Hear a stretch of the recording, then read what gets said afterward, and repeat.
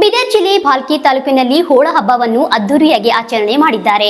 ಇತ್ತೀಚಿನ ದಿನಗಳಲ್ಲಿ ಯಂತ್ರೋಪಕರಣ ಬಳಕೆಯಿಂದ ನಡೆಯುತ್ತಿರುವ ಕೃಷಿ ಚಟುವಟಿಕೆಗಳಿಂದಾಗಿ ಜಾನುವಾರುಗಳ ಸಂರಕ್ಷಣೆ ಕೊರತೆಯಿಂದ ಗ್ರಾಮೀಣ ಪ್ರದೇಶದಲ್ಲೂ ಕೂಡ ಬೆರಳು ಎಣಿಕೆಯಷ್ಟು ಜಾನುವಾರುಗಳನ್ನು ಕಾಣಬಹುದಾಗಿದೆ.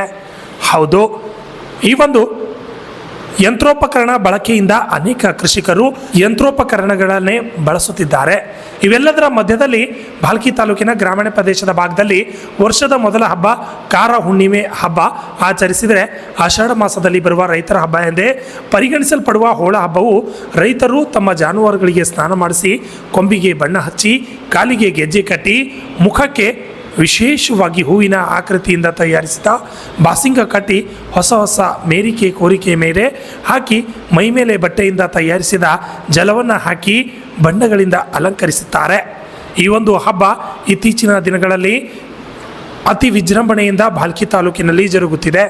ಅಲ್ಲದೆ ಈ ಹಬ್ಬಗಳಲ್ಲಿ ಜಾನುವಾರುಗಳ ಜೊತೆಗೆ ವೈಶಿಷ್ಟ್ಯ ರೀತಿಯ ಶೃಂಗಾರಗೊಳಿಸಿ ದೇವಸ್ಥಾನಕ್ಕೆ ಬರುತ್ತಾರೆ.